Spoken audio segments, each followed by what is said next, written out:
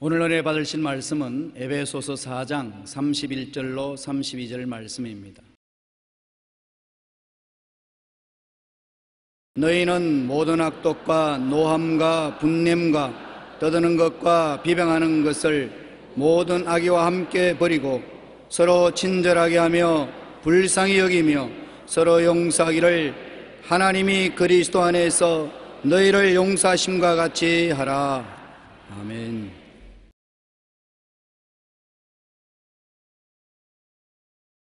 이해와 동정과 사랑과 용서라는 제목으로 은혜를 나누겠습니다.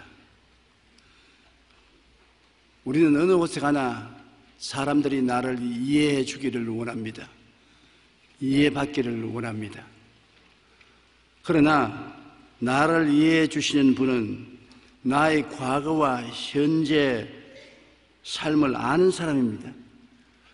현재 상태 사는 나만 보고 나를 평론할 수는 없습니다. 과거도 알아주고 현재도 알아줘야 이 사람이 왜 이렇게 행동하는가 이해할 수 있지요. 그리고 이해가 바탕이 되어야 우리가 짐을 서로 나누어 걸머질 수가 있습니다. 이해하지 못하는데 짐을 짊어질 수가 있나요? 서로 이해하기 때문에 짐을 걸머쥐고 동정을 하고 사랑하고 용서할 수 있습니다.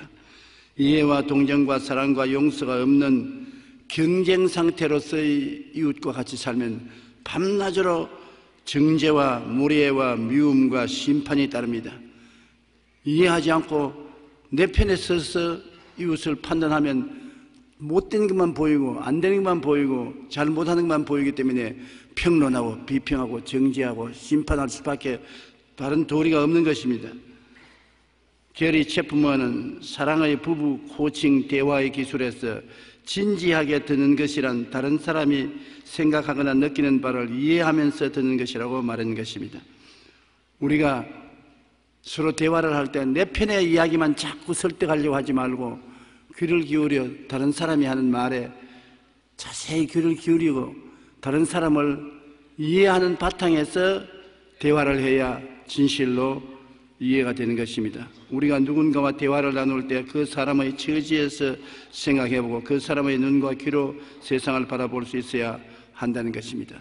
한 노부부가 40년 동안 해로하다가 정의견 일치가 안 되고 서로 이해가 안 되어서 이혼하기로 작정을 하고 재판관 앞에 나가서 이혼 서류에 서명을 했어요. 그래서 남편이 아내하고 하는 말이 40년 우리 살다가 헤어진 마당에 점심이나 한번 같이 먹고 헤어지자. 그래서 점심을 먹으러 갔는데 닭 삶은 것을 주문해서 닭고기를 먹도록 했는데요. 남편은 아주 이제 헤어지는 마당에 한번 선심쓰겠다고 닭 날개를 찢어가지고서 부인에게 주니까 얼굴이 새빠랗게 노해가지고서 아니 나에게 닭 날개 찢어준다고 40년 동안 살았으면서 내가 닭 다리 좋아하는 거 아직까지 모르냐고. 그러니까 그 남편은 나는 닭 날개를 참 좋아하고 맛있어 내가 제일 좋아하는 닭 날개를 찢어주었는데 저렇게 화를 내니까 당신 같은 사람하고 살지 못하겠다. 마지막에 서로 고맙다고 말 한마디만 했으면 도로 회복될 수 있잖아요.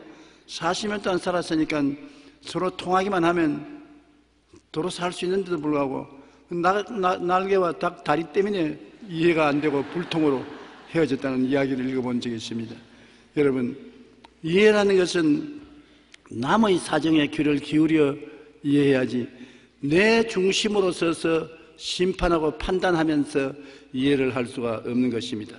상당 전문가인 오재은 교수는 당신 마음을 압니다. 이 한마디를 듣지 못해서 사람들은 외로워하고 과거에 지배받고 고통에 몸을 뜬다고 말한 것입니다. 당신 마음을 압니다. 온갖 이야기를 다 하는 것은 결국 그 말 한마디 들으려고 하는 것입니다. 당신 마음을 내가 이해합니다. 시어머니가 어떻고 시집살이가 어떻고 그 사람 힘으로 고칠 수 없잖아요. 듣는 사람이 참 용합니다. 잘 참았습니다. 당신 마음잡을 이해합니다. 그 말 한마디 들으려고 그렇게 긴 이야기하는 것입니다. 세월이 어렵고 고통스러운데 신세한탄을 하면 듣는 사람이 뭘 신세한탄을 하고 있어. 용감하게 살지. 다른 사람들도 다 그렇게 사는데 그렇게 하면 본전도 못 찾고 더 마음에 상처만 입습니다. 그런 말하면 내가 알아요. 이해해요. 참 용합니다. 기왕 참은 짐에 더 참아보시죠. 그러면 자기를 이해해 주기 때문에 용기와 힘이 생기는 것입니다.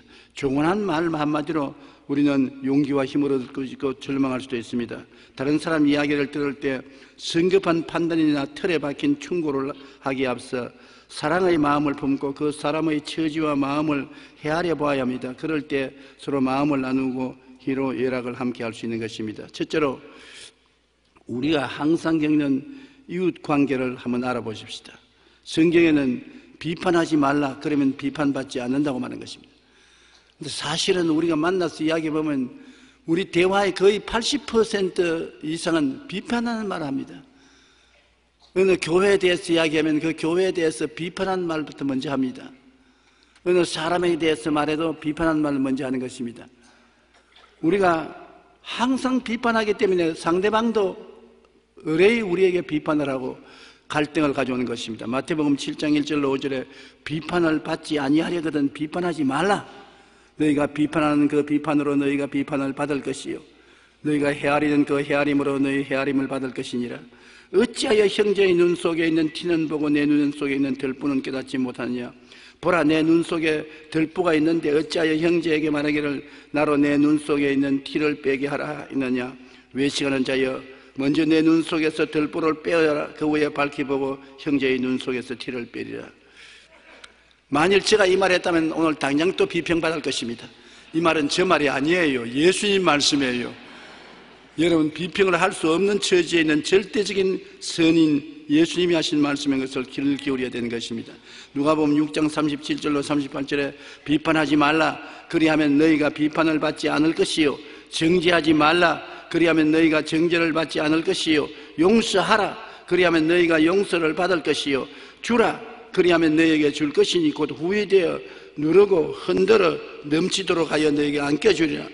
너희가 헤아리는 그 헤아림으로 너희도 헤아림을 도로 받을 것이라고 말하고 있는 것입니다. 인생을 살면서 정죄를 받지 않으려면 남을 정죄하지 말아야 됩니다.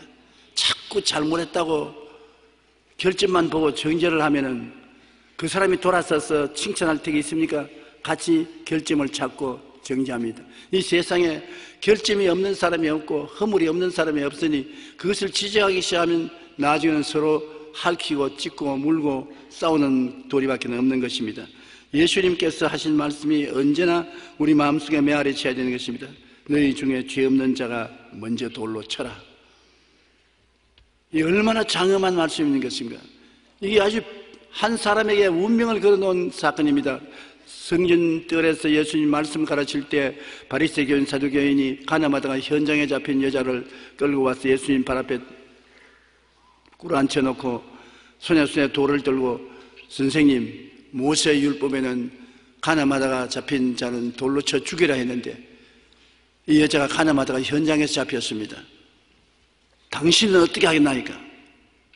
만일 예수님이 돌로 치지 말라고 했다면 예수님이야말로 이단이다. 모세의 율법을 거역하는 자는 이단이 아니고 뭐냐 우리 선생이 될 수 없다고 말할 것입니다. 자신만만했습니다. 이젠 예수님 잡았다고 생각했었습니다. 그런데 예수님께서 그 사람들을 둘러보시고 난 다음 너희 중에 죄 없는 자가 먼저 돌로 쳐라. 치지 말라고 말 안 했습니다. 율법대로 하라.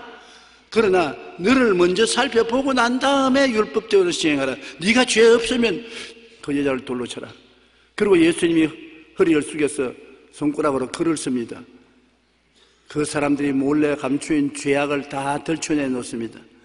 어깨너머로 예수님 손가락에 쓴 글을 읽은 바리새 교인, 사두개 교인들은 한 사람도 남김없이 돌멩이를 떨어뜨려 놓고 다 집으로 돌아가고 말았습니다. 나중에 예수님께서 그 여자 보고 여자의 고개를 들라 너를 정죄하는 자가 있느냐?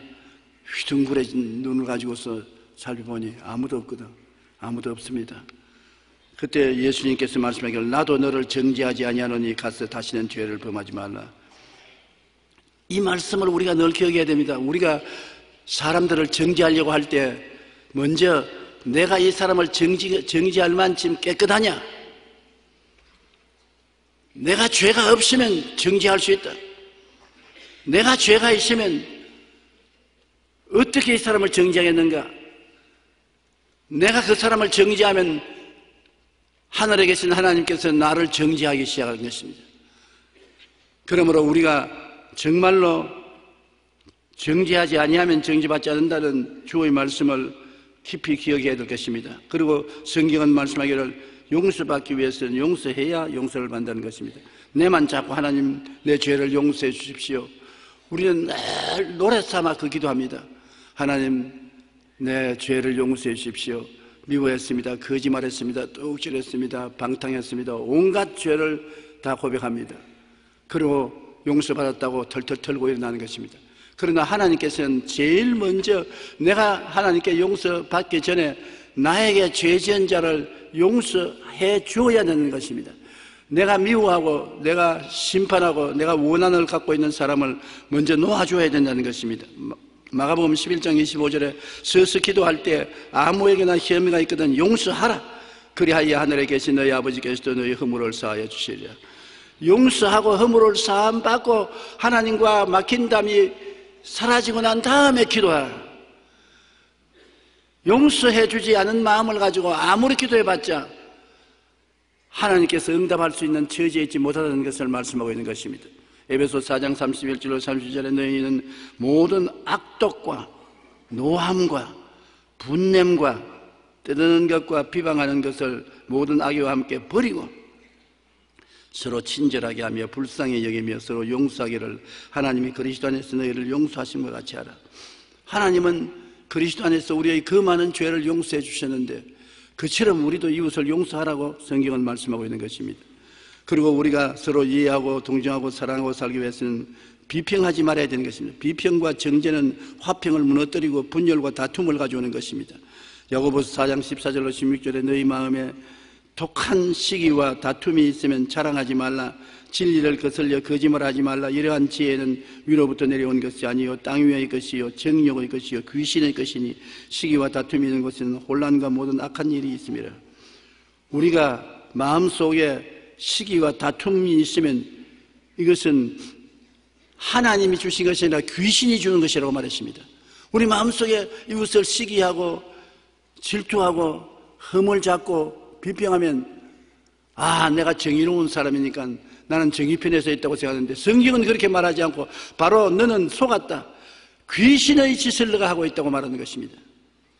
그만큼 우리는 우리 자신이 정의 편에 서 있다고 생각하나 여러분 실제는 귀신에게 속은 일이 될 것입니다. 요사이 정의가 무엇이냐는 토론이 활발하게 진행되고 있는 것입니다.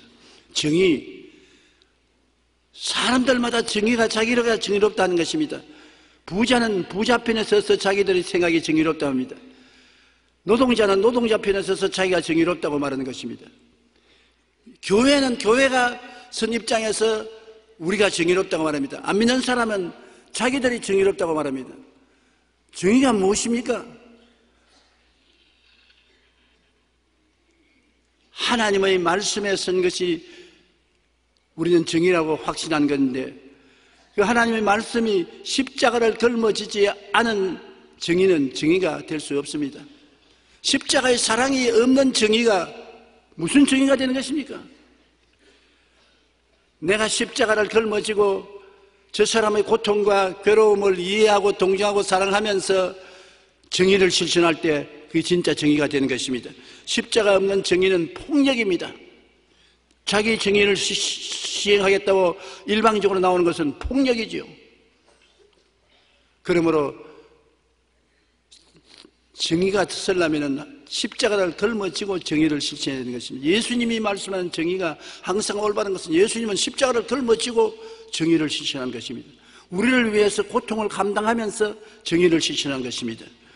그러므로 우리는 독한 시기와 다툼을 하면서 자랑합니다. 자, 내가 정의를 실천한다.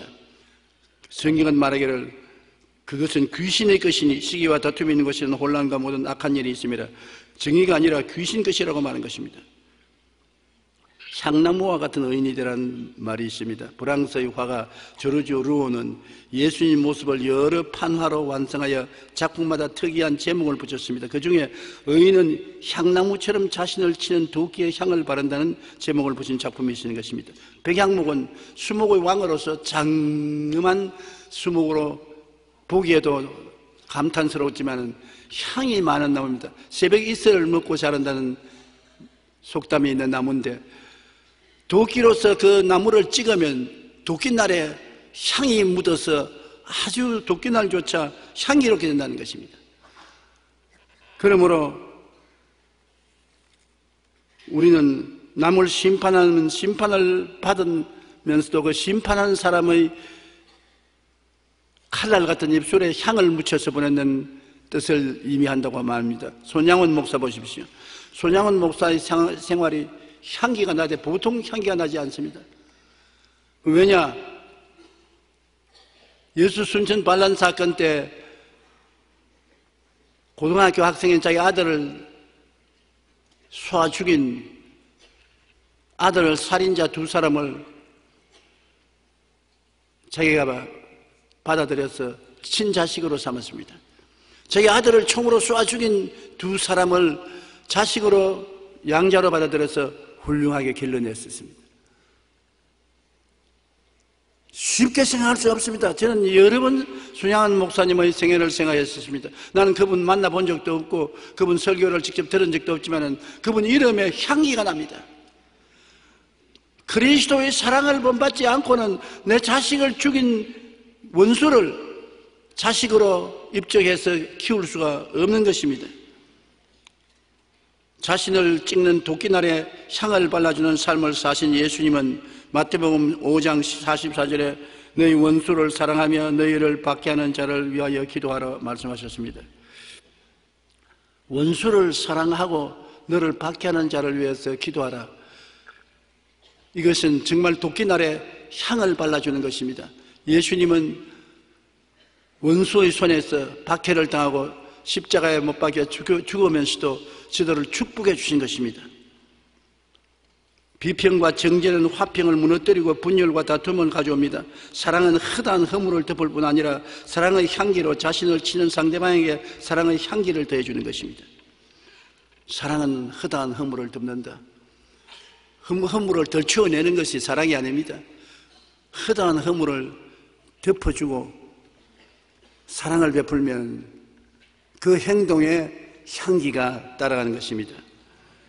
사람들은 그 향기를 맡고 예수 그리스도를 믿고 나오는 것입니다. 둘째로 죄인 클럽인 교회에 대해서 우리가 깊이 생각해야 되는 것입니다. 사람들이 교회에 대한 잘못된 이해를 가지고 있기 때문에 교회를 비평하는 것입니다. 왜냐하면 교회는 의인들이 모이는 곳이다. 그런데 그 교회에 왜 죄인들이 저렇게 많으냐? 잘못된 교회다. 교회는 의인들이 모이는 곳이라고 생각하는 것이 잘못된 이해인 것입니다. 교회는 죄인들이 모인 집단인 것입니다. 누가복음 5장 32절에 내가 의인을 부르러 온 것이 아니요 죄인을 불러 회개시키러 왔노라. 교회에 예수님이 와 계신다고 하는데 너희 두세 사람이 내 이름으로 모인 곳에 나도 너희 가운데 있겠다. 이 자리에 예수님이 계십니다. 왜 계시느냐? 죄인이 있기 때문에 와 계신다고 합니다. 의인이 있는 곳에 예수님이 오실 필요가 없지 않습니까? 여러분 개인적으로 생각해 보십시오. 여러분 의인이면 예수님 필요합니까? 죄인이기 때문에 예수님이 필요하지 않습니까? 또 잘못된 판단은 교회는 거룩한 사람들의 모임이라는 것입니다. 교회는 세상에 흠도 없고 점도 없는 사람들이 모이는 곳이라. 그런데 실제 보면 교회에는 불의, 추악, 탐욕, 악의가 가득한 사람들이 많고 시기, 살인, 분쟁, 사기, 악독이 가득한 자들이 모이고 수군수군하는 자요, 비방하는 자요. 교회 교인들 두세 사람 모이면 수군수군 아무 목사가 이랬더라, 아무 장로가 이랬더라, 아무 권사, 집사 그저 모이면 수군수군하고 비방하고 무슨 교회가 이런 교회냐? 바로 교회는 그런 곳입니다. 왜냐? 하나님께서는 세상에 허물 많고 더러운 사람들을 가운데 오셔서 허물을 벗겨주고 더러운 것을 씻어주고 변화시키러 주님이 오시는데, 변화받지 못한 사람이 모인 것이 교회인 것입니다. 아예 빨래 다 해서 깨끗한 옷을 입은 사람 가운데 빨래꾼이 가서 무슨 소용이 있습니까? 예수님은 빨래꾼입니다. 더러운 옷을 입고 추하고 냄새나는 것 다 빨아주고 씻어주고 깨끗하게 해주는 곳입니다. 교회는 씻음이 필요한 사람들이 모이는 곳이 교회인 것입니다. 교회는 사랑의 공동체인데 저렇게 사랑이 없는 냉정한 교회가 있을 수 있느냐? 사랑의 공동체가 되어가는 것이 교회지, 현재 사랑의 공동체가 되어 있지는 않습니다. 교회 오면 성령의 역사로 말미암아 사랑을 하도록 강요를 당하고 변화를 받게 되지요. 그러나 교회는 사랑이 넘쳐나고 사랑의 불꽃 가운데 모인 곳이라고 생각하는 것은 너무 교회를 잘못 본 것입니다. 어느 수도사가 죄를 지어 그를 심판하기 위해서 교회 지도자들이 모였습니다. 그들은 의논 끝에 그들의 스승인 모세 아빠에게 시시비비를 관리해달라고 청하기로 했습니다. 모세 아빠는 그 당시에 가장 위대한 스승이었습니다. 그런데 심판한 자리에 스승이 오셔서 참석하기를 아무리 요청해도 거부를 해요. 그러나 교회 지도자들이 계속 사람을 보내어서 간곡히 청하자 모세 아빠는 할 수 없이 참석하겠다고 말씀했는데, 참석을 하는데 보니까 큰 마대기 포에 구멍을 뚫고 모래를 잔뜩 채워서 어깨에 걸머쥐고 있는데 모래가 줄줄줄줄줄 흐르거든요. 선생님, 오늘 죄인을 심판하는 자리에 모셨는데 모래주머니를 걸머쥐고 모래를 줄줄줄 흘리면서 오면 어떻게 합니까? 내가 모래주머니 걸머졌나? 돌아보세요. 모래가 줄줄줄 흐르잖아요. 그래. 나는 평소에 죄짐을 걸머쥐고 사는 인생이라 죄가 줄줄 흐르면서도 있는 줄 몰랐네. 그럼 내가 여기 와서 죄를 심판할 자리가 아니구나. 난 죄가 없는 줄 알고 왔는데 내가 죄가 있으니까 내가 심판 못하겠으니 너희들이 해라고 돌아서는 바람에 거기 있던 사람들이 다 크게 충격을 느꼈습니다. 자기 죄를 등 뒤에 짊어지고 줄줄 흘리고 다니면서 자기 죄는 안 보고 나무 죄만 보거든. 자기 죄는 보라면 자꾸 돌아가면 안 보이네. 왜? 자기 죄는 다 등 뒤로 던져놓습니다. 앞에 안 줍니다. 그러니 자기 죄는 안 보이고 나머지 죄는 다 앞에 보이거든. 요거 봐라, 저거 봐라, 저거 봐라. 우리는 남을 비평하기 전에 자기를 호구되게 비평할 수 있어야 되는 것입니다. 모세 아빠가 한 말은 내 죄가 모래처럼 많아서 내 뒤로 흘러내리고 있는데도 나는 그 죄들을 보지 못하고 오늘 그것을 걸머진 채 다른 사람을 심판하러 왔으니 내 스스로가 잘못되었다. 교회 지도자는 스승의 말에 크게 뉘우쳐 잘못을 저지른 사람을 더 이상 문책하지 않고 용서하기로 했다는 것입니다. 많은 사람들이 교회는 의인의 모임이고 거룩한 사람들의 모임이며 사랑의 공동체라고 알고 있습니다. 그러나 교회는 죄와 허물 가운데 하나님의 은혜 없이는 스스로 자라지도 살 수도 없는 사람들이 모인 곳입니다. 불구자들이 모인 것이에요. 영적 불구자, 정신적인 불구자, 육체적으로 병든 자, 생활의 불구자들이 모인 곳이 교회인 것입니다. 건강한 사람은 어머니 쓸데없는데 왜 병원에 말아 와요? 병원에 가보십시오. 사람들이 얼마나 많이 놀랄 일입니다. 정말로 서울대학병원 위주에서 여러 가지 병원이 많은데 병원에 가보면 아침부터 저녁까지 사람들이 그렇게 많아요. 왜? 병든 자가 그렇게 많기 때문에 교회를 찾는 것입니다.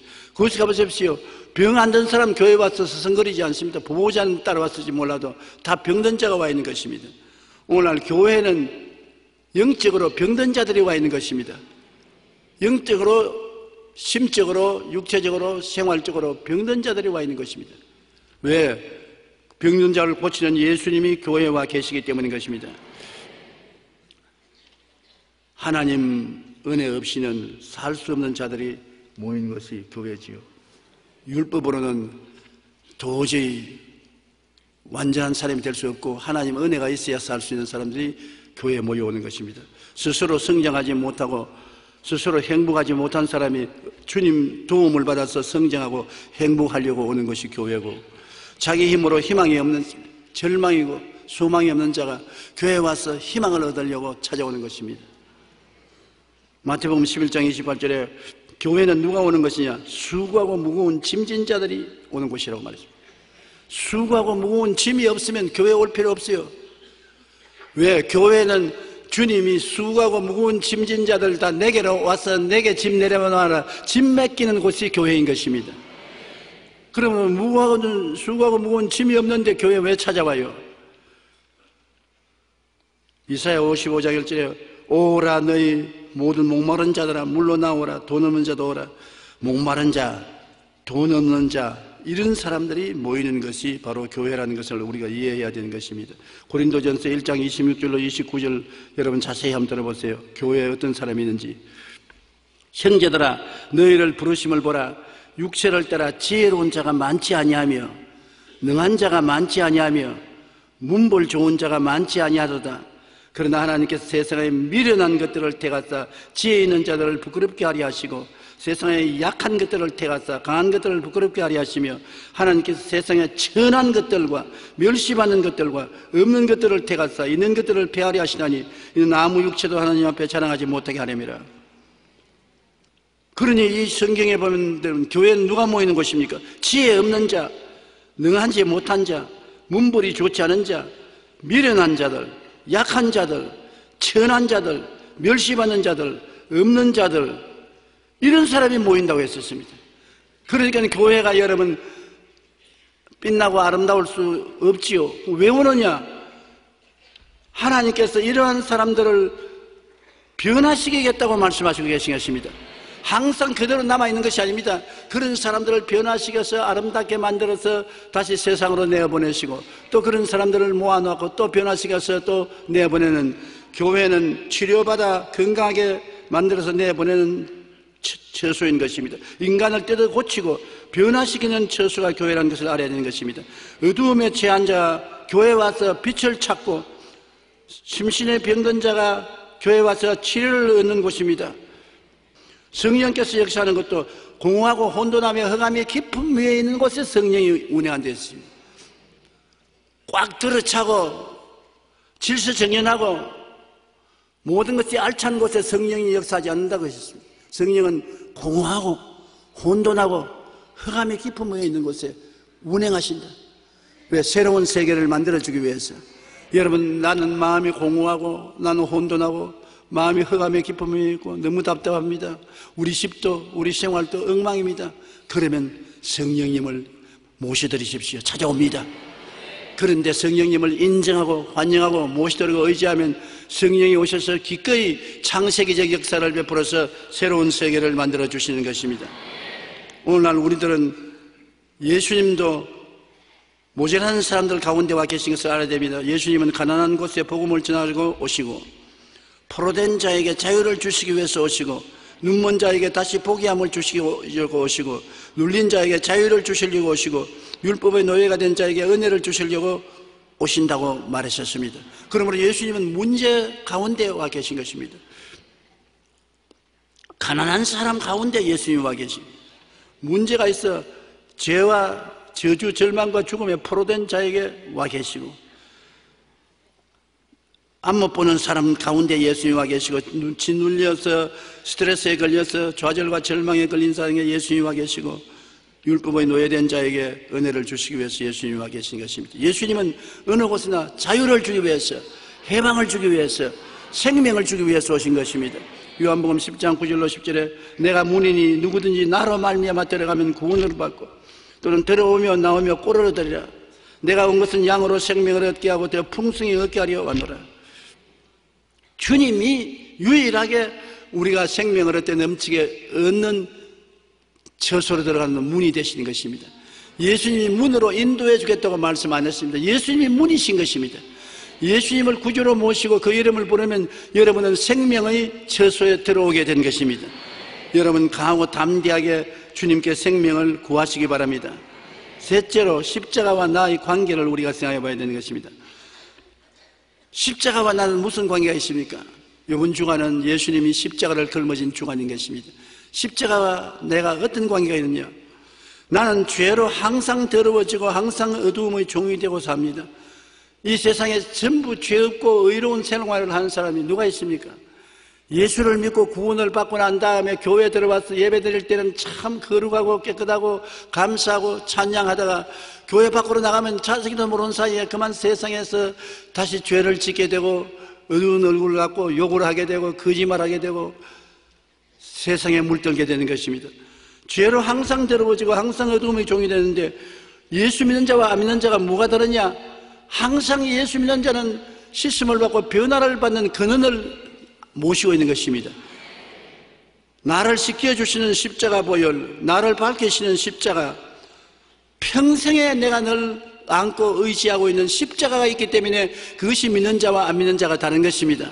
안 믿는 자는 죄악 가운데 빠져서 허덕이며 헤어나올 도리가 없어요. 죄를 짓고 불의하고 추악하고 버림을 받아야 마땅한 죄악 속에서 헤어나올 도리가 없어요. 그러나 예수 믿는 사람은 십자가를 끌어안고 있기 때문에 또 회개하고 또 변화를 받고 또 회개하고 또 변화받고 십자가를 의지하고 나날이 변화를 받고 조금씩 달라지는 삶을 살 수 있는 것이 십자가인 것입니다.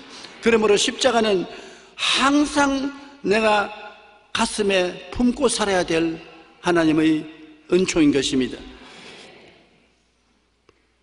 요한복음 19장 30절에 예수께서 신 포도주를 받으신 후에 이르시되 다 이루었다 하시고 머리를 숙이고 영원히 떠나가시니라. 여러분, 십자가에서 예수님이 다 이루어 놓으신 것입니다. 여러분의 죄도 일평생 죄를 다 청산했습니다. 더러움도 다 씻었습니다. 질병도 다 청산했습니다. 저주도 다 청산하고 사망과 음부도 다 청산했습니다. 예수님이 다 이루었다. 이제 나는 너희 것이다. 여러분, 예수님이 자기 자신을 우리에게 선물로 내어주셨는데 이 예수님은 우리가 십자가를 통해서 끌어안는 것입니다. 우리가 예수 죽은 것을 항상 몸에 짊어지면 예수의 생명도 우리 몸에 나타나게 하립니다. 십자가에 죽은 예수 그리스도를 항상 끌어안고 있으면 그 십자가를 통해서 항상 우리에게 용서가 다가오고 거룩함이 다가오고 치료가 다가오고 축복이 다가오고 영생복락이 다가오기 때문에 십자가는 항상 내가 끼고 사는 필요 불가결한 하나님의 축복인 것을 우리가 알아야 되는 것입니다. 그러므로 고린도후서 5장 11절 누구든지 그리스도 안에 있으면 새로운 피조물이라 이전 것은 지나갔으니 보라 새 것이 되었도다. 우리가 매일같이 조금씩 새 것이 되는 것입니다. 하루아침에 자고 나니까 완전히 새 것이 되었다. 거짓말입니다. 예수 믿는다면서 별 볼 일 지나내나? 아닙니다. 예수 안 믿는 사람은 그 가슴 속에 십자가가 있어서 변화받을 수밖에 없습니다. 예수님이 십자가에서 나를 짊어지시고 십자가를 통하여 성령이 운행하시기 때문에 사람들 눈에 안 보이는 것 같지만은 변화를 받는 것입니다. 세월이 흘러가면 우리는 조금씩 변화받아 그리스도의 형상을 닮아가는 사람이 되어가는 것입니다. 십자가 이외에 그러므로 우리는 자랑할 것이 없습니다. 이 세상에 우리의 행위를 자랑할 수 없고 율법을 자랑할 수 없고 지식을 자랑할 수 없습니다. 빌립보 2장 6절로 8절에 그는 근본 하나님의 본체시나 하나님과 동등됨을 취할 것으로 여기지 아니하시고 오히려 자기를 비워 종의 형체를 가지사 사람들과 같이 되셨고 사람의 모양으로 나타나서 자기를 낮추셔 죽기까지 복종하셨으니 곧 십자가에 죽으심이라. 십자가에서 하나님의 뜻을 따라 죽기까지 복종해서 여러분을 청산해 주신 것입니다. 하나님은 예수님을 보내신 것은 여러분 옛사람을 청산하고 그리스도 안에서 새사람을 만들기 위해서 그렇게 하신 것입니다. 그러기 위해서 주님은 끝까지 십자가를 참으신 것입니다. 마귀는 십자가에서 예수님이 못 참고 내려오기를 원하는 것입니다. 너무 고통을 주므로 더 이상 참을 수가 없어서 하나님이여 어찌하여 나를 버리시나이까? 나는 이제 더 못 참겠습니다. 내려와야 되겠습니다. 그래서 대속을 중도에서 포기하게 만들려고 하는 것입니다. 그러면 여러분, 우리는 영원히 마귀의 종으로 남아있고 해방을 얻을 수 없습니다. 마귀는 그렇게 하려고 했는데 예수님은 그 고통을 끝까지 참으셨습니다. 죽기까지 복종했습니다. 십자가의 죽으심으로 말미암아 다 이루었다. 우리 해방을 주신 것입니다. 갈라디아서 5장 1절에 그러므로 그리스도께서 우리로 자유케 하려고 자유를 주었은즉 그러므로 믿음의 굳세게 서서 다시는 종의 멍에를 매지 마라. 죄의 종의 멍도, 허물도, 질병도, 저주도, 절망도, 죽음도 종의 멍에를 매지 마라. 멍에는 여러분 꺾어버려야 되는 것입니다. 갈라디아서 6장 14절에 내게는 우리 주 예수 그리스도의 십자가 외에 결코 자랑할 것이 없으니 그리스도로 말미암아 세상이 나를 대하여 십자가에 못 박이고 내가 또한 세상에 대하여 그러하느냐. 그러므로 우리는 십자가밖에 의지할 곳이 없습니다. 내가 십자가에 옛사람이 못 박이고 예수님은 십자가를 통하여 나 새 사람을 만들어 주시고 십자가에서 나의 연약함을 담당하신 주님만이 나의 힘이 되시는 것입니다. 십자가만이 주님께서 진실로 나를 이해하시고 동정하시고 용서하시고 사랑하는 처소가 십자가인 것입니다. 십자가 벗어나면 율법에 있어서는 이해도 동정도 용서도 사랑도 없는 준응한 심판밖에 없는 것입니다. 오늘 십자가를 끌어안으면 죄를 지었음에도 불구하고 못났음에도 불구하고 버림을 받아야 마땅함에도 불구하고 죄 지은 그대로 못난 그대로 병든 그대로 주님이 끌어안아 주시는 것입니다. 그러고는 변화를 가져오기 시작하는 것입니다. 병자보고 병고침 받고 난 다음 교회 오너라, 그렇게 하지 않습니다. 죄인을 보고 죄 다 청산하고 깨끗하게 되어서 교회 오너라. 허물 많은 사람 보고 허물 다 벗어버리고 담배 다 끊고 술도 끊고 세속 다 벗어버리고 깨끗하게 돼서 오너라. 그렇게 하면 교회 올 사람 누가 있습니까?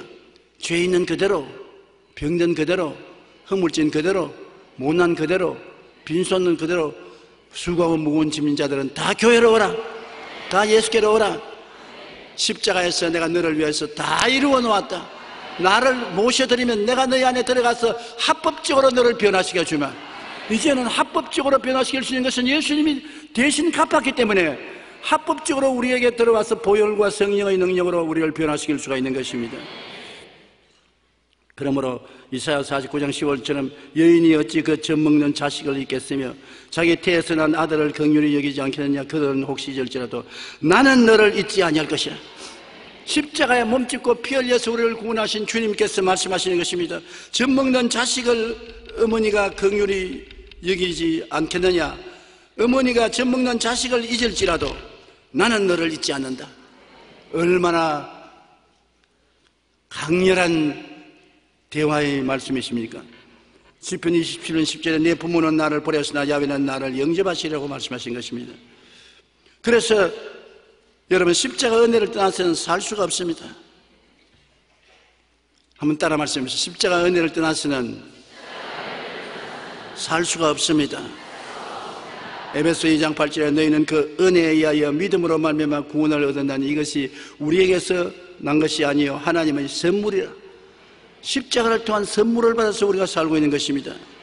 고린도후서 6장 1절 2절에 우리가 하나님과 함께 일하는 자로서 너희를 권하노니 하나님의 은혜를 헛되이 받지 말라. 이르시되 내가 은혜 베풀 때 너를 듣고 구원의 날에 너를 도왔다 하셨으니 보라 지금은 은혜 받을 만한 때요 지금은 구원의 날이라. 주님이 한량없는 은혜를 베풀어 주셨으니 하나님 은혜 없이 살 수 없지 않아요? 죄를 지어도 하나님 은혜가 나를 구원해 주시고 약할 때도 하나님 은혜가 나를 붙들어 세워주시고 의롭게 살 때 축복을 받게 하는 것도 하나님 은혜가 해주시고 그리스도 안에서 하나님 은혜가 넘쳐나고 그리스도 밖에는 은혜를 찾을 수가 없습니다. 그리스도 밖에는 이해와 동정과 용서와 사랑이 없습니다.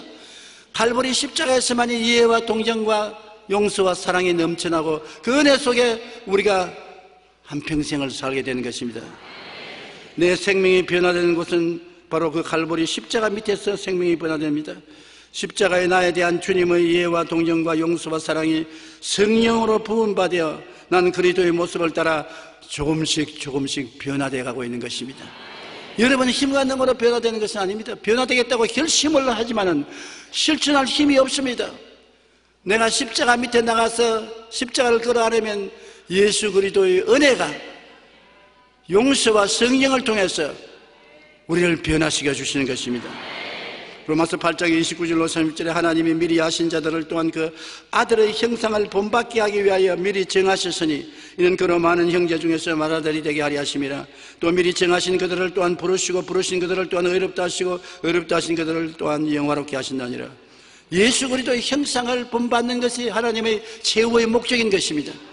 은혜를 베풀어서 우리로 하여금 매일매일 변화를 받아 결국에는 예수 그리스도의 형상을 담게 하는 것이 하나님의 뜻인 것입니다.